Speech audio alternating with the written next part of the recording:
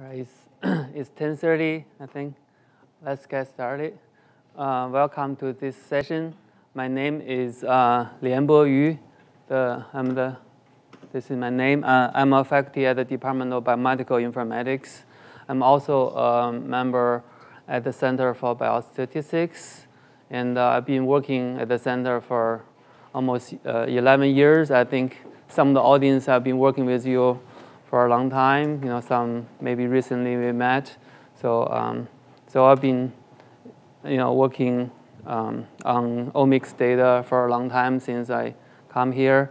So today we are going to focus on kind of general framework how we do predictive modeling with omics data. Basically, we use breast cancer RNA-seq data as an example for how we build the modeling. So the last session, classification, is basically one type of predictive modeling, how you build the models. But I think here we just kind of like, in general, lay out the concepts, how we, what's the main components, how we do that in general. So, because we have already talked about classification, so our example here, we just focus on survival using clinical data, patient outcome data as an example. Okay, so what's the definition of predictive modeling? So basically, it's trying to find a relationship between response and the predictors, right? So it can be any form of relationship. Basically, if you have the response and some function or act predictors, it can be multiple dimensions. It can be 1, 2, 3, maybe 1,000 genes, whatever, linear or nonlinear, right? Or some support vector machines. There's some polynomials. It just with different for different purpose, you're feeding different. You're selecting different model to do different things depending on what's why, right? So this is kind of like IR term. This is kind of like if it's linear model, they're like, kind of like y equals x beta, right? So that's a standard linear model. Depending on the y's, we can have different type of model. So if y is continuous, right?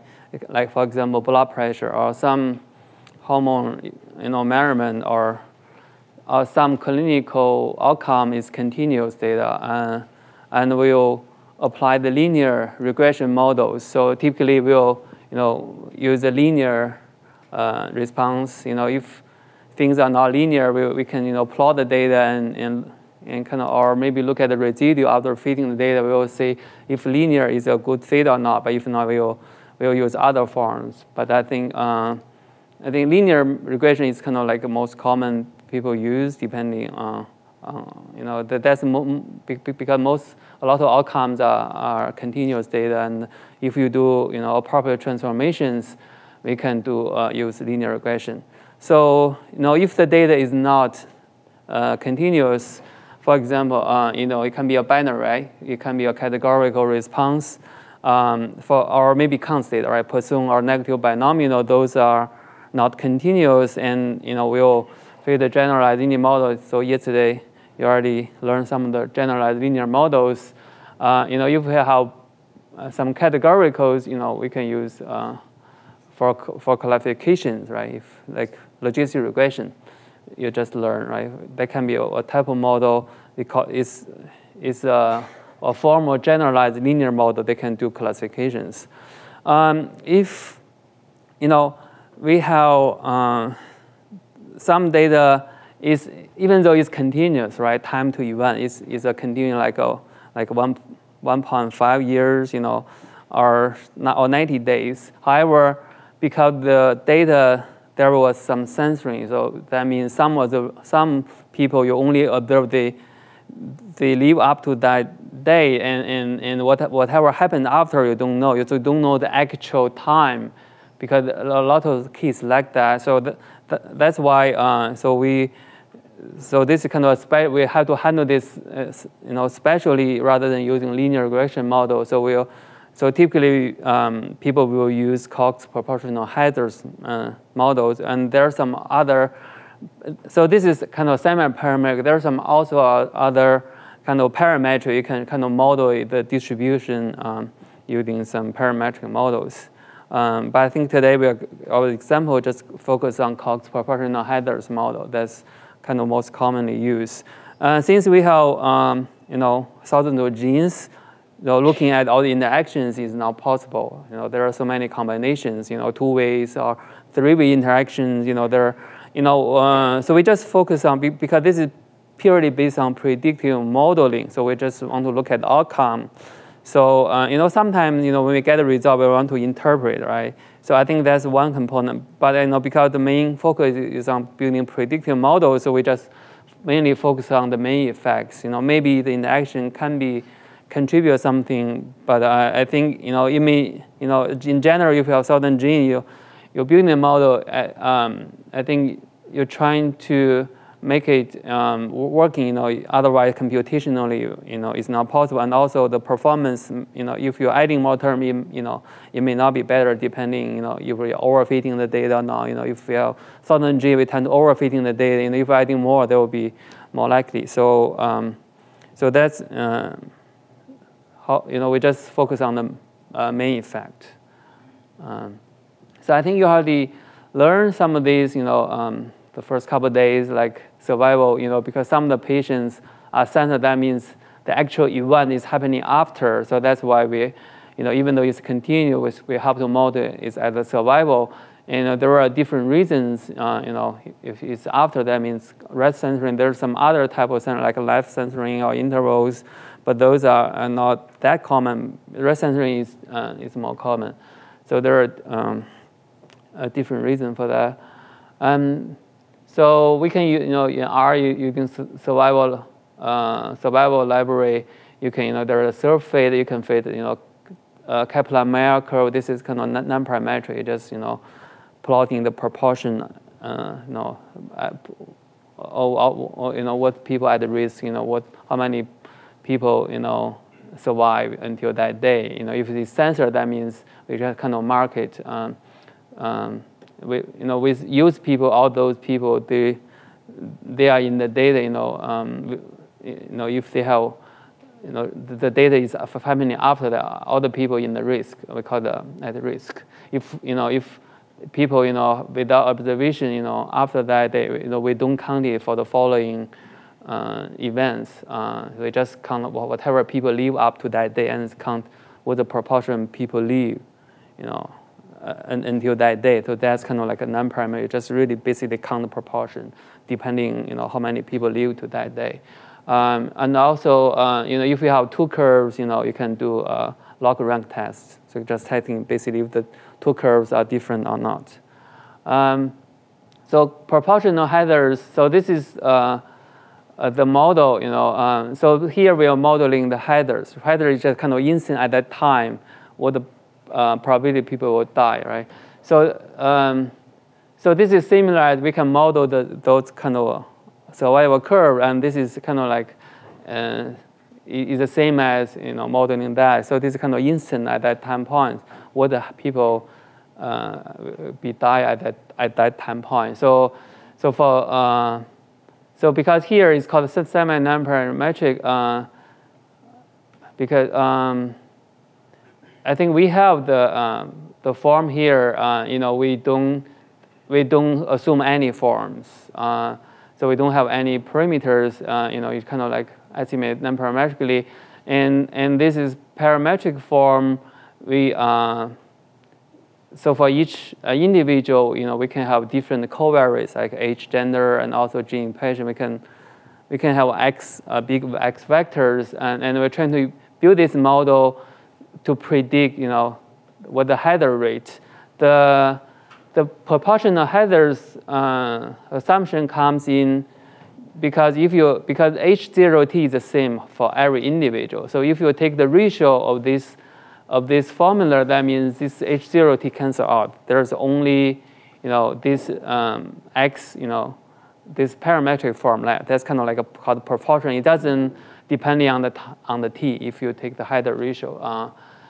So that's the height ratio for 2D interval is independent of time t. Kind of like we assume they are proportional over time. It's always the same. So that's the assumption. So whatever time, their height ratio is always the same. It's only depending on the x covariance. So that's there's a function there called proportional. They can estimate model this estimate the parameters. This is your survival time and the censoring status. And some of the covariance, so you can use it. So now let's talk about the model building concepts. What the components of the predictive modeling. So the most important, I think, the first step, I think, is model selection, right? So what the model you use, how you choose predictors for your final models, right? This is important. The first step, among all those variables,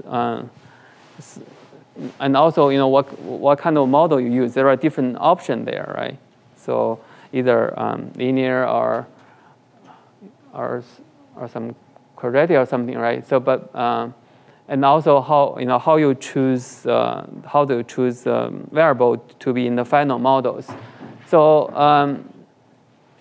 certainly to do this, we need some criteria. Right? We need to assess, right? Why you choose that model, why it's better than the other one. So you need to have some criteria. You need to define some prediction error. If the error is smaller, that means your model is doing better. However, if the prediction error is good only on your training, that means you are overfitting the data. It has to be good on the predictions, right? So I think those kind of things we need to consider when we assess the model, on the training data and test that. So after we assess it, we can kind of see which model selection, which variable gave you the best model. Another component, some people use we call it the model. We build different model by subsampling the data. We build we can use the same model. Right? For example, the random forest, right? We are building the trees. We just subsample the data. And we build the trees over and over again. We get the forest, right? Those and then later on, you average all the trees, right? Those kind of reduce the uncertainty, right? So because each model there, it could be big variabilities in terms of prediction. However, if you combine them, you can reduce, you can improve precision and both reducing bias. And I think we are not going to focus on this kind of matter, because those kind of things you can do it over and over again, and it could be simple and could be more complicated. Could be some Bayesian type of thing. Could be more complicated.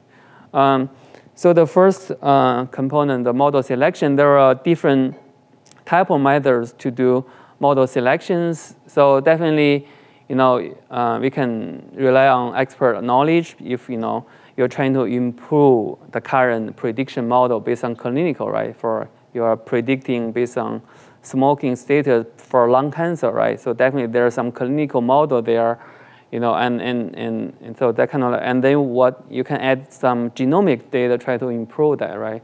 So and then maybe there are some important genes you can add on. So certainly there is some background, there are some literature or expert knowledge you can use before you build the model. Maybe you need to add those kind of clinical factors there when you build genomics model, because those when you really apply that model, that means is your genomic data adding more information than your current model, right? So those kind of things you need to consider when you do that. You just not simply just take the genomic and do prediction. In reality, how you can apply that in clinical, right? That's kind of important. You need to work with the people in the field.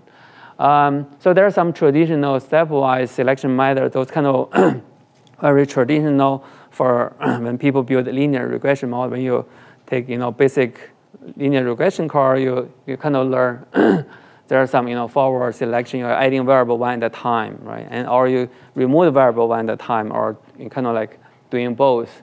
Those are still people use it.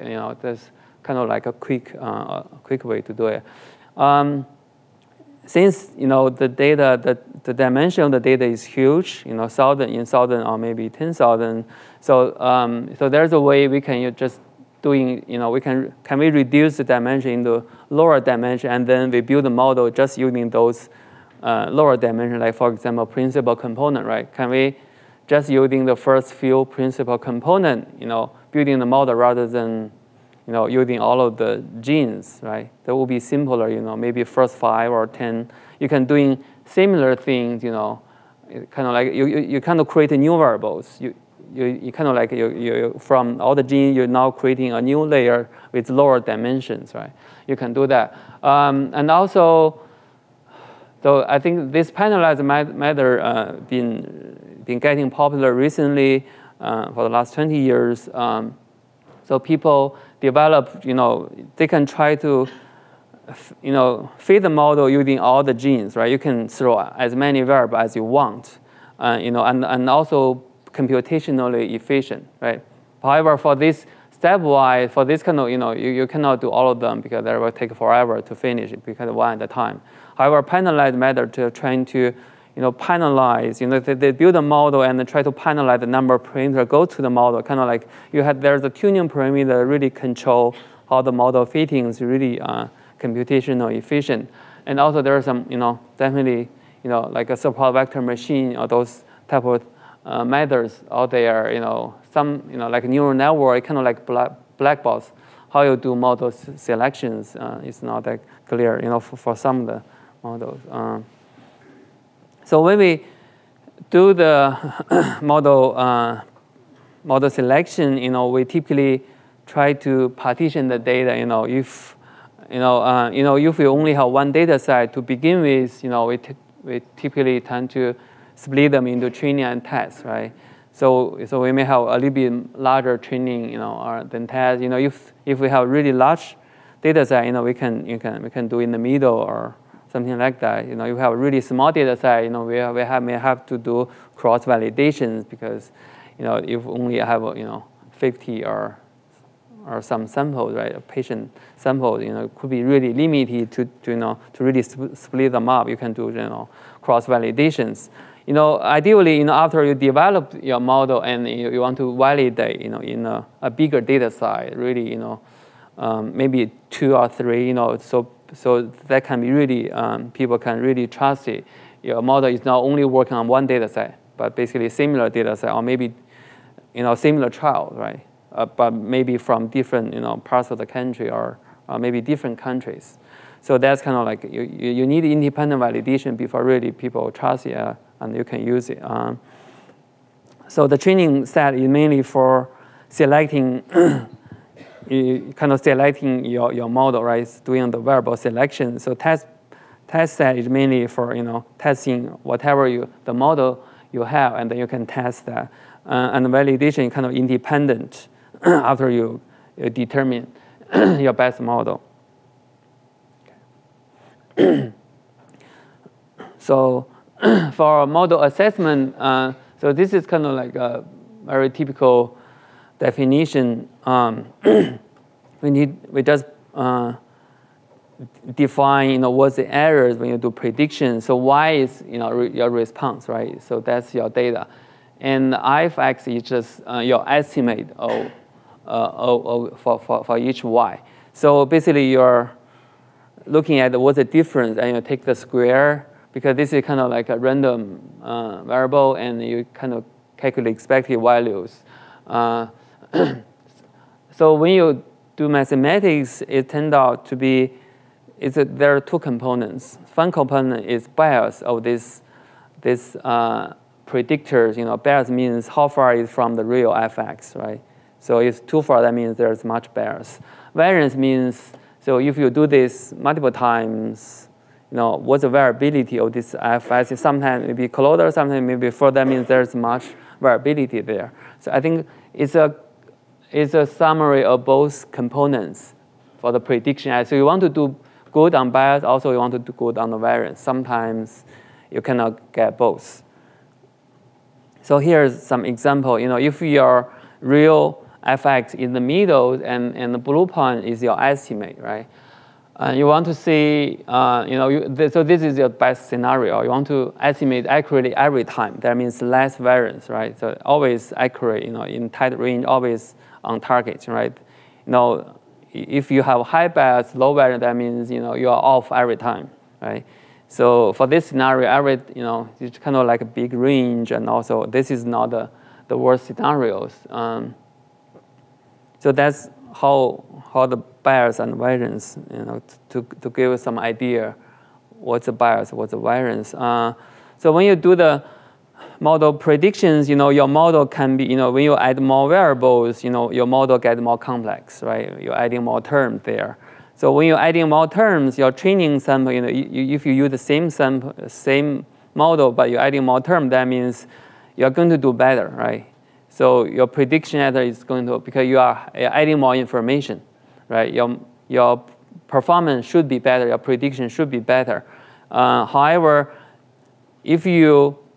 because you develop the model based on training data, if you look at the test data, right, it's not always, it's not always going to be getting better, right? Because at a certain point here, you are overfitting the data, right? You're adding more terms than what your data allow you to. That means even though you are doing better on training, however, you are doing worse on tests. So that means, you are overfitting the data. So there's a certain point you want to, choose your model somewhere here, give you the best on the test set, So I think there are methods to do that.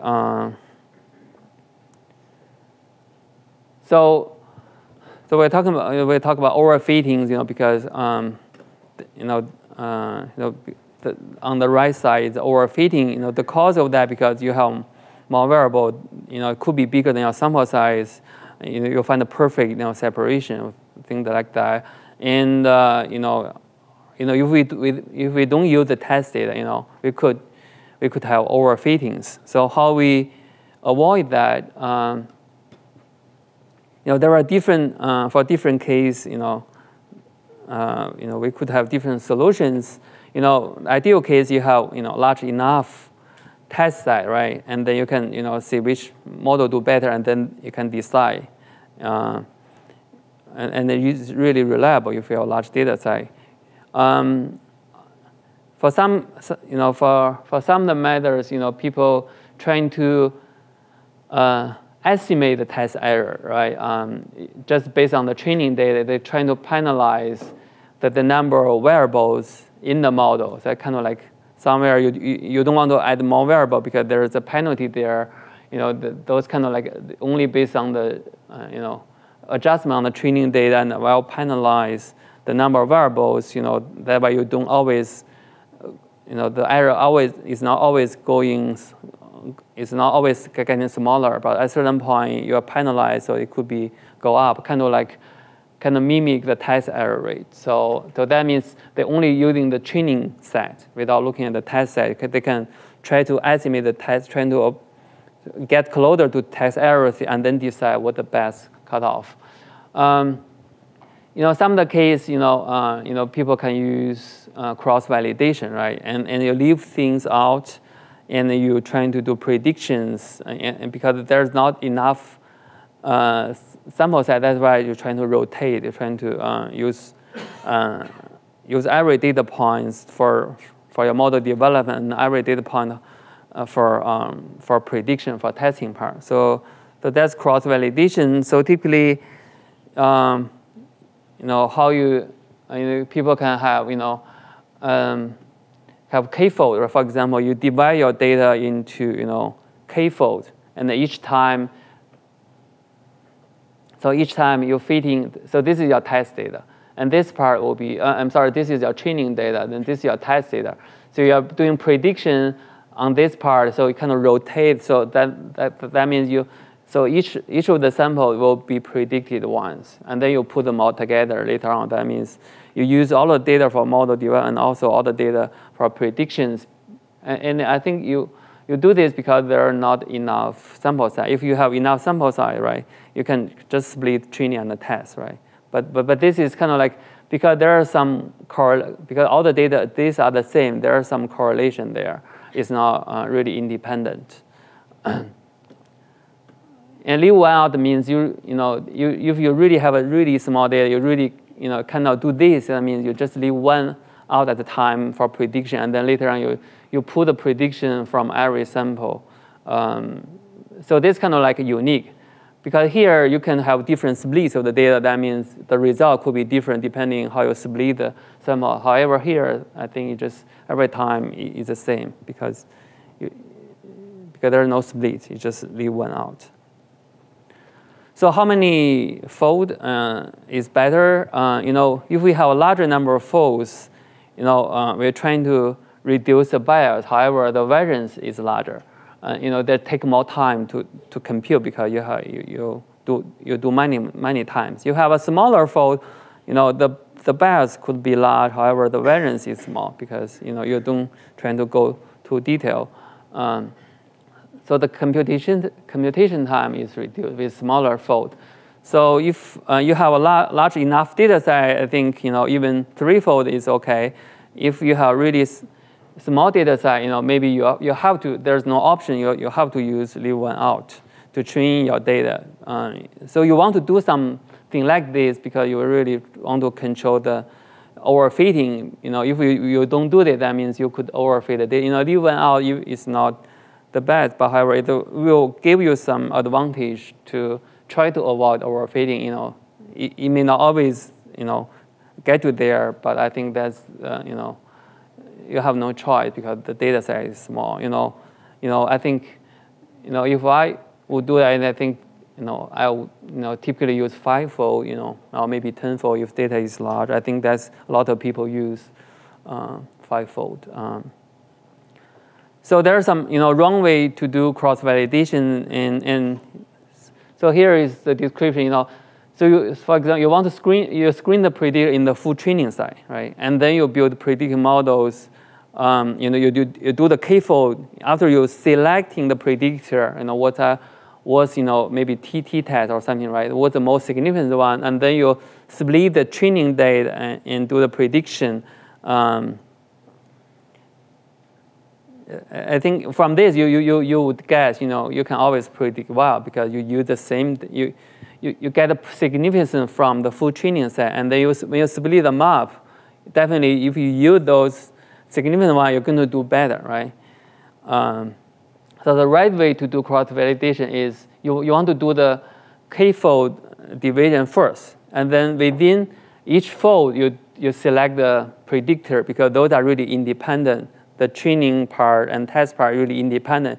Your predictors, significance is really only coming from, the split, not really from the whole thing. That means, because there's a difference, you're screening and then you split down, definitely you're going to see difference. But this is kind of like the correct way you have to cross-validate every step, even the predictor selection step.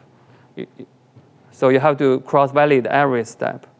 So here are some examples. We're going to go through some of the examples, how we do model selection. We're going to illustrate some, basic methods people use. Stepwise selection. However, we kind of with AI kind of penalize the number of parameters. So this is only based on the training data. I'm trying to estimate, for the test errors, with this penalty, this kind of likelihood with penalty term for the number of parameters. And also we can purely just based on cross-validation, just purely based on the likelihood of prediction errors, how we pick the best variable to move forward. And lastly, we are going to go through a few forms of penalized methods. We're going to go through each of these using the data we already used for the last couple of days. The breast cancer data set, there are 1,003 patients sampled, and only 884 patients have the overall survival. That means people die or not, right? So that's the overall survival. In the event, however, the event is low. to model. I think that means we even though we have 1,000 patients, however, we really don't have a really large data set, because those are really the events that counts as the most important information on the sample size. And this is the number of probe set. So the question is, can we identify a gene panel that can predict patient survival, right? So, and then we split the data into 2/3 of training and 1/3 for test. So forward selection. So here's some procedure, how you do forward selection. So forward selection, you start with no predictor in the model, and then you add a predictor that will have a lowest. So you run every predictor, and then you get AIC, and then you pick the one predictor with the lowest AIC. So that's your first predictor in the model. And similarly, you're adding another one, give you the lowest AIC until AIC cannot be lower. If you're adding more, it will always increase. That means you stop. So continue until there's no new predictor can be added to lower the AIC. So you have the AIC, and then you add one and lower, and then until you couldn't get it lower. When you add more, you always go up. So that's how you stop. And kind of backward is similarly, kind of starting with the model, and you remove one, it can get you lower until you cannot lower it. And then that's kind of like similarly, but with different directions and stepwise kind of like combination of things you can add or you can remove. So here, so to do that, because they're stepwise kind of handle, with all those 10,000, 17,000 genes in the model. So we just pick the top significant one. So we run univariate Cox regression model, that's Cox pH model. For every probe site, you run this kind of Cox regression model to see if it's associated with survival for each probe site. And here the distribution on the p-value, and then we just pick the top, 50 or 100 or maybe 200. Right? We just use the top ones to do. We kind of illustrate the stepwise selections. I think I start with 50. The top 50 probe sites are highly associated with survival, and this is this backward selection. You're starting with 50, and then you drop one at a time until you couldn't make it lower. So here is if we split the data into test and training, multiple times. When we do this, so here's the genes. How many times among this 100 split they will be in the final model? So because we do different split, some of the gene may not be, significant to start with, the top 50, right?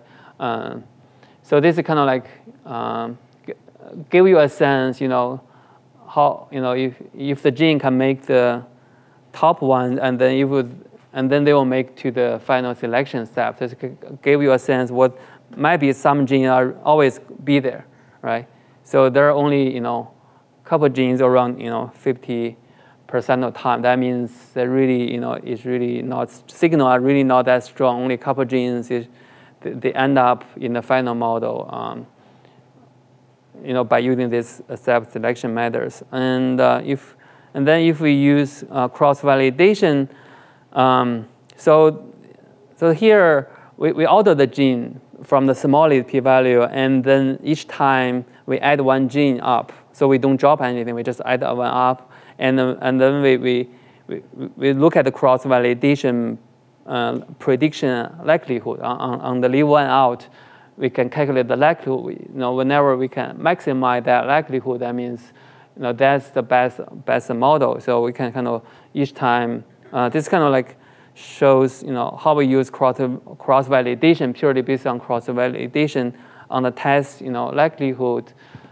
Try to determine, what's the best model. So here's, if we do 100 times, so still the first two genes, they were a little more. It shows up more times over the 100 split than the previous, stepwise. So let's talk about penalized method. Do you have any questions so far on the previous method? So penalized method.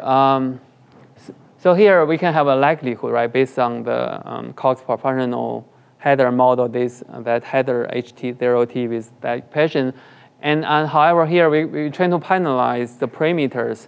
So if we add them up, right? So here's the sum of all those beta. If you have more variables, that means you are penalized more, right? You're reducing your likelihood if you're adding more, depending on how you add them up. If you adding the absolute value, or if you are adding the quadratic terms, or maybe you can do the combinations, right? So there are different forms you can do this. So all of these you can use all the predictors. They can select predictors and do the model fitting at the same time, simultaneously. You don't have to do Predictive selection. It's not really necessary. However, you can do that, trying to reduce computing time, or you can compare with them, right? Because mainly the model, is coming from significant one. So typically they're probably not that different, if you do Predictive selection. And also, if you have more genes, there could be more noise. So that could be the model. Sometimes it could have a hard time to find the best model. That could be possible depending on the data. So you want to try different ways to model the data and see how robust they are. Typically, they are very computationally efficient. They are really quick, and typically they are stable. But if the signal really is really sparse, there is so much noise, they can do worse. So there's a package in R called the GIMNet. They can do this. You can use this not only for survival. You can do this for other, like a linear outcome or categorical outcomes. I think this can do this kind of penalized model for other type of data outcome Y as well, not only for survival. You just specify what type of Y, and then it will do this kind of penalized method for you.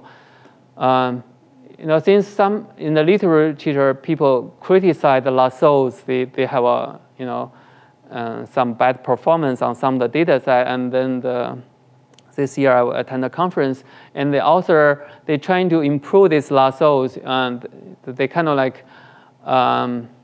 do some average. If you estimate you're trying to select the parameter first, and then you're trying to they call it a relaxed lasso, and then try to get average. If you only using those predictors on the model without doing any, only using the selective variable, and then get the estimate, and then kind of get the average of the average coefficient. You have the coefficient from this penalized model, and also those predictors by fitting the unpenalized model, and you can kind of get a weighted average. They show that it has a better performance. However, when I tried it for this data set, I didn't see much improvement, so that's why I didn't include it here. But that's something is interesting. There could be, they kind of say, so when the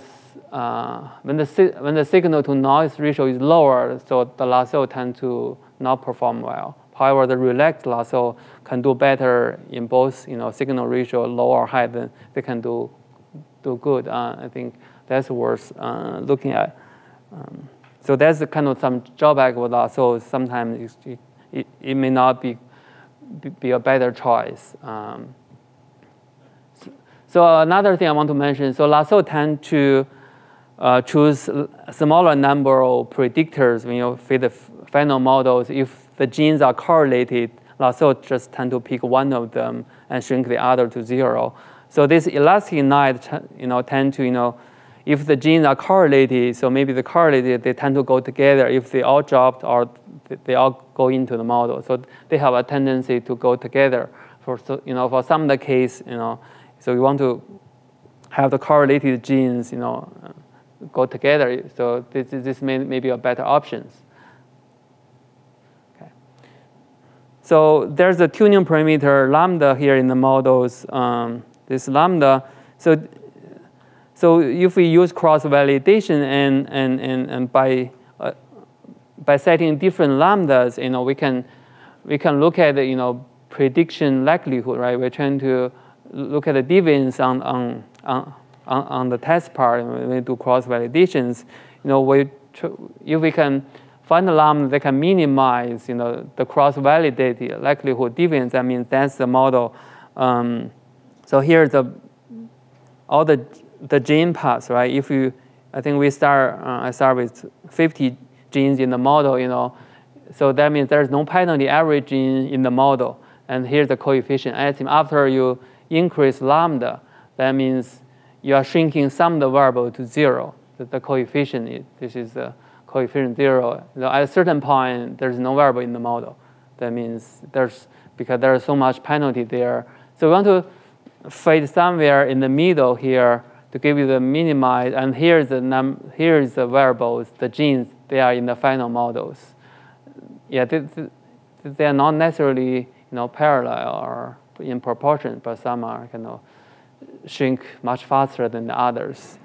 So here's how when you're trying to find the best lambda using cross validation to determine what the best lambda, right? Based on this, and here your parameter estimate.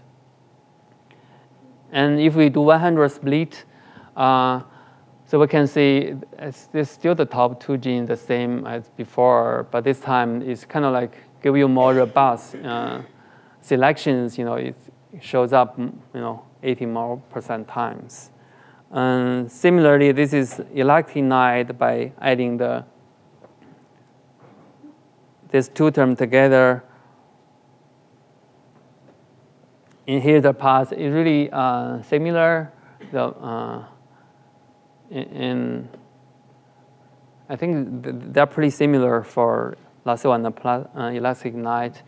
So there's another form called the ridge regression. So ridge doesn't shrink some of the variable into 0. That means if you have 100 variable in your model, your final model will be still the 100. It doesn't remove the variable. However, it shrink the variables.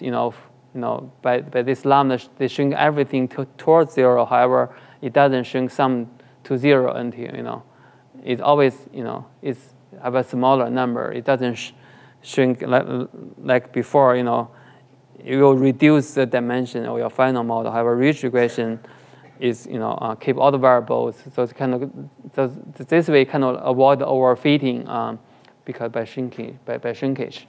So we have I think a much larger coverage because it doesn't remove the variable. So basically, this is just when you do the splitting. This is how many times this gene will show up in the top. Is because it's always in the final model. This is just when you do splitting, how many they will be show in the top genes, top 50, I think. Because this gene always show up in every split on your top list. So here's I put them all together, by using this is our starting model with all genes with p less than 0.05 or p less than 0.2 by looking at the Lasso and the electinide, and I think the top 4 genes is really consistent every time. Most time they are in the top. I think later on, you can look at these genes in IPA, see how they are maybe related or may not be related. What the function of those? Maybe you already know some of these, right? I have kappa B.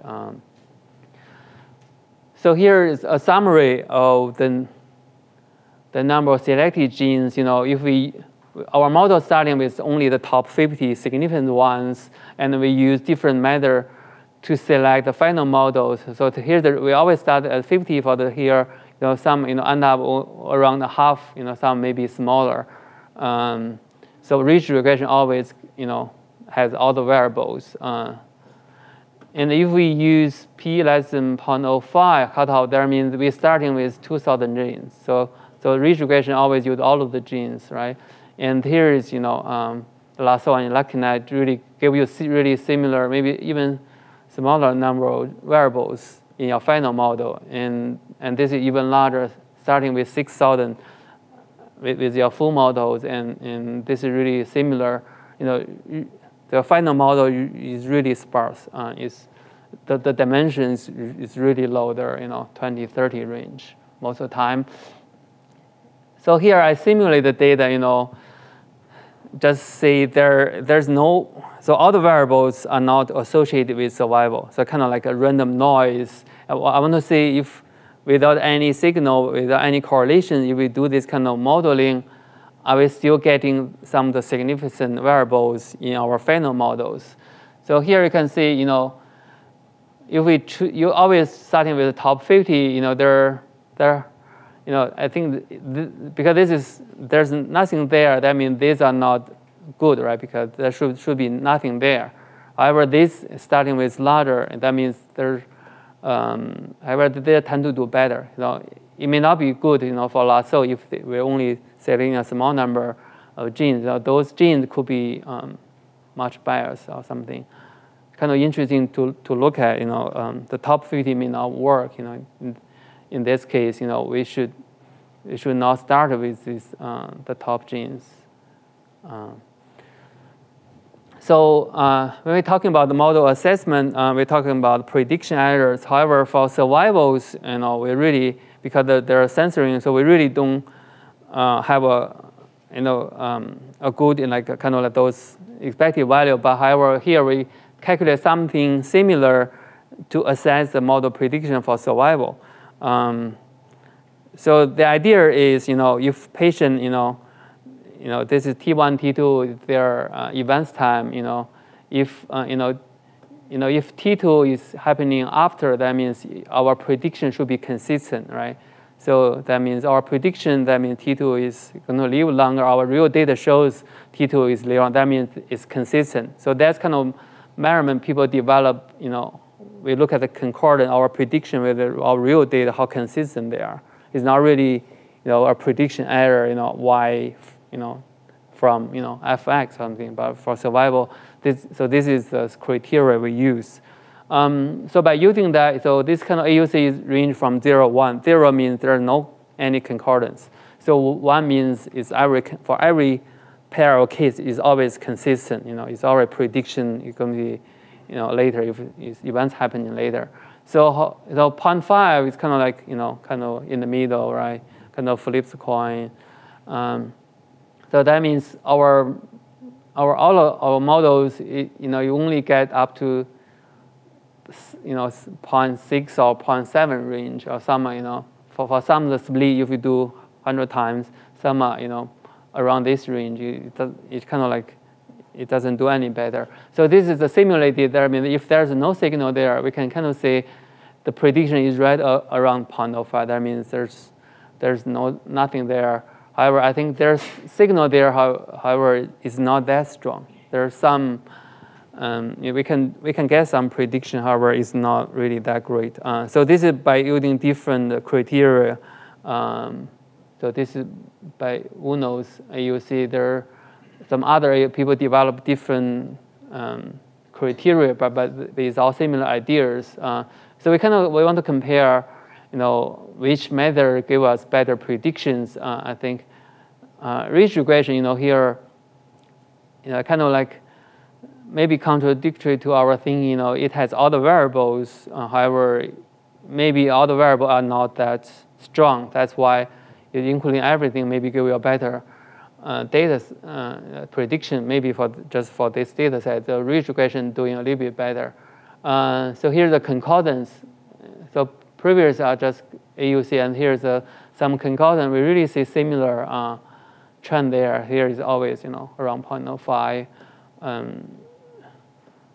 So I think for TCGA data, I think so the conclusion is the ridge regression seems to work better. You really want to validate another data set. So model averaging, I think I don't want to go over it. Just want to lay out there. You can do this. You can bootstrap them, do multiple times, and then you can average the model. That's a simple one. And there's more complicated things. So that means you really want to look at your model building, you can do it multiple times, and you can either averaging or look at the coverage or 100 times or 1,000 times. You can do it, not only once, right? You want to do it multiple times and see how robust or your predictor in your final model, they will show up most of the times. So if you show up more frequent, that means probably your model is okay, right? Your final models. So not just do one split, right? You can do multiple times or bootstrapping the sample and repeat the same things. So when we do independent validations, we need to be aware of some of the things. We need to standardize the data. In your new data set with your current data set, I want to have similar range, similar procedures, so that you can directly apply your model to the new data set, right? Whatever your model develop X, you want to have similar X in another data set, and you always lock down your final model before you do prediction validation. You always use the same, exactly everything you develop, even every step. And also, I think this is important. When you always look for what's the scope of the data, right? For any model, it's the same, because you are just learning the model, in this range, whatever you have. It could be dangerous, right? If your prediction is at here, right? For any model, that's true, because all of these you're just learning only from here. But whatever out there, you really don't know. It could be linear, or it may not be, right? Because you don't have data. So that's kind of dangerous. So there's some final comments. You always want to start with univariate, right?